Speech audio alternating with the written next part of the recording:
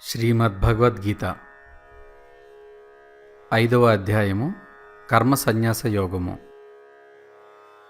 ఈ అధ్యాయంలో కర్మ సన్యాసము మరియు కర్మయోగము ఈ రెండింటిలో ఏది శ్రేయస్కరము, జ్ఞానయోగి మరియు కర్మయోగి సాధనలేమిటి, ఎవరికి పరమశాంతి లభించును తదితర విషయముల గురించి శ్రీకృష్ణ భగవానుడు తెలియజేశాడు. ఫలశ్రుతి. ధర్మయుక్తమైన మన సంవాదరూపమైన ఈ గీతాశాస్త్రమును పఠించువాడు జ్ఞానయజ్ఞం ద్వారా నన్ను పూజించువాడని నా అభిప్రాయము. శ్రద్ధాధర్మలు కలవాడును దోషదృష్టి లేనివాడును అయిన మనుష్యుడు గీతాశాస్త్రమును వినుట వలన కూడా పాప విముక్తుడై పుణ్యకర్మలను ఆచరించువారు పొందు ఉత్తమ లోకములను పొందును.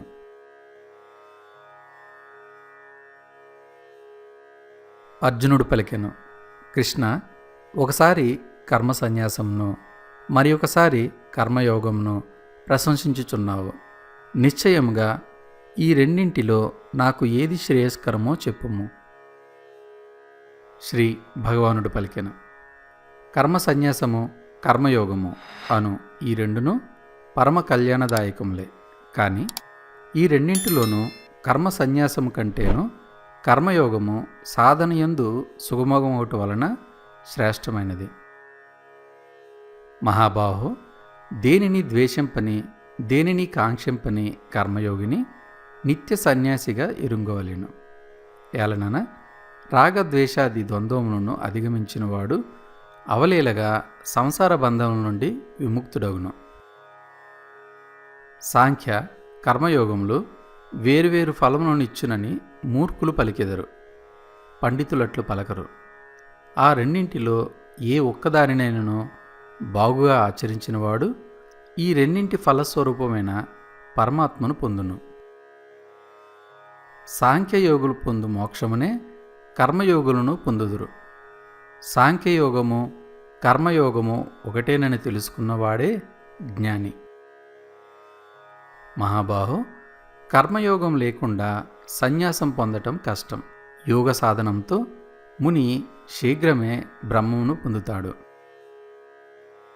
యోగయుక్తుడు, అంతఃకరణ శుద్ధి కలవాడు, మనస్సును వశమునందుంచుకొనినవాడు, జితేంద్రియుడు, సర్వప్రాణులయందు ఆత్మయు తన ఆత్మయు ఒకటేనని తెలిసినవాడు కర్మలను ఆచరించుచున్నను వాటి చేత అంటబడడు. ఆత్మతత్వం తెలిసిన యోగి చూస్తూ, వింటూ, తాకుతూ, వాసన చూస్తూ, తింటూ, నడుస్తూ, నిద్రిస్తూ, శ్వాస పీలుస్తూ, మాట్లాడుతూ, విసర్జన చేస్తూ, గ్రహిస్తూ, కళ్ళు తెరుస్తూ, మూస్తూ, ఇన్ని పనులు చేస్తూ కూడా ఆయా ఇంద్రియాలు తమ తమ విషయాల వైపు ప్రవర్తిస్తున్నాయి అని గ్రహించి నేనేమీ చేయడం లేదు అని భావించును. కర్మలన్నింటినీ భగవదార్పణం గావించి ఆసక్తి రహితముగా కర్మలను ఆచరించు వానిని తామరాకుపై నీటి బిందువు వలె పాపములు అంటవు. కర్మయోగులు మమతాసక్తి రహితులై కేవలం ఇంద్రియములు, మనస్సు, బుద్ధి, శరీరముల ద్వారా అంతఃకరణ శుద్ధికే కర్మలను ఆచరింతురు. నిష్కామ కర్మయోగి కర్మఫలములను త్యజించి భగవత్ప్రాప్తి రూపమైన శాంతిని పొందును.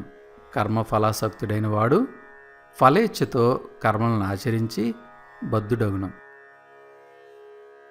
ఇంద్రియ నిగ్రహంతో సమస్త కర్మలను మానసికంగా త్యజించి నవద్వారములు గల శరీరం నందు ఏమీ చేయించకుండా దేహి సుఖంగా ఉంటాడు. లోకానికి కర్తృత్వం గాని కర్మలు గాని ఆత్మ కలిగించడం లేదు. కర్మఫలంతో సంయోగము కల్పించటం లేదు. స్వభావమే ప్రవర్తిస్తున్నది. ఆత్మకు ఎవ్వని పాపము పుణ్యము చెందదు. అజ్ఞానం చేత జ్ఞానం కప్పబడి ఉంటుంది. అందుచేత ప్రాణులు మోహం చెందుతున్నారు. ఎవరి అజ్ఞానం ఆత్మజ్ఞానం చేత నాశనం చేయబడుతుందో వారి జ్ఞానం సూర్యుని వలె పరతత్వాన్ని ప్రకాశింపజేస్తుంది. దానియందే బుద్ధిని నిలిపి దానినే ఆత్మగా తెలుసుకొని దానియందే నిష్ఠులై అదే పరమగమ్యమైన యతులు తమ పాపములను జ్ఞానం చేత కడిగివేసుకొని పునర్జన్మ లేని స్థితిని చేరుకుంటారు. విద్యా వినయ సంపన్నుడైన బ్రాహ్మణుల్లో, ఆవులో, ఏనుగులో, కుక్కలో, కుక్కను వండుకొని తిని చండాలునిలో పండితులు సమదృష్టినే కలిగియుందురు. ఎవరి మనస్సు సమభావమందు ఉన్నదో అట్టివారు ఈ జన్మమందే జీవన్ముక్తులు. పరమాత్మ దోషరహితుడు, సముడు. అందువలన సమభావస్థితి మనస్కులైన వారు బ్రహ్మమునందున్న వారే యగుదురు. స్థిరమైన బుద్ధి గలవాడును మోహరహితుడును అయిన బ్రహ్మవేత్త ఇష్టమైన దానిని పొందినప్పుడు సంతోషము గాని, అనిష్టమైన దానిని పొందినప్పుడు దుఃఖము గాని పొందడు. ఇంద్రియ విషయాలందు ఆసక్తి లేక బ్రహ్మ సమాధియందు ఏకాగ్రమైన చిత్తం కలవాడు పొందే ఆత్మసుఖం అక్షయమైనది.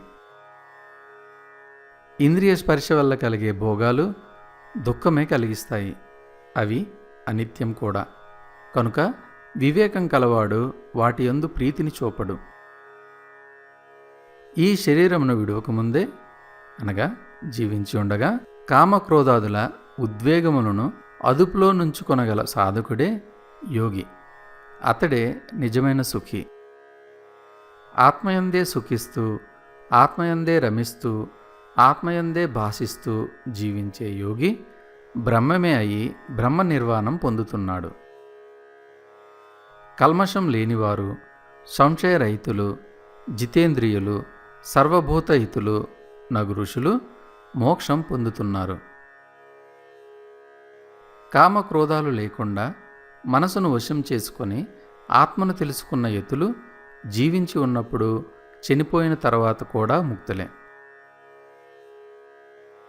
బాహ్య విషయభోగములను చింతన చేయక దృష్టిని భూమధ్యమునందు స్థిరముగా నిలిపి ఉచ్ఛ్వాస నిశ్వాసములను సమం చేసి ఇంద్రియ మనోబుద్ధులను నిగ్రహించి ఇచ్ఛాభయ క్రోధములను విడిచి మోక్షాపేక్ష కలిగి మననశీలుడయ్యుండువాడు ఎవడో అతడు సదాముక్తుడే. యజ్ఞ తపములకు భోక్తను, సర్వలోకములకు ప్రభువును, సర్వభూతములకు హితుడును అని నన్ను తెలుసుకొని శాంతిని పొందుతాడు. ఓం తత్సదితి శ్రీమద్భగవద్గీతాసు ఉపనిషత్సు బ్రహ్మ విద్యాయాం యోగశాస్త్రే శ్రీకృష్ణార్జున సంవాదే కర్మ సన్యాస యోగో నామ పంచమోऽధ్యాయః. ఓం శాంతి శాంతి శాంతి.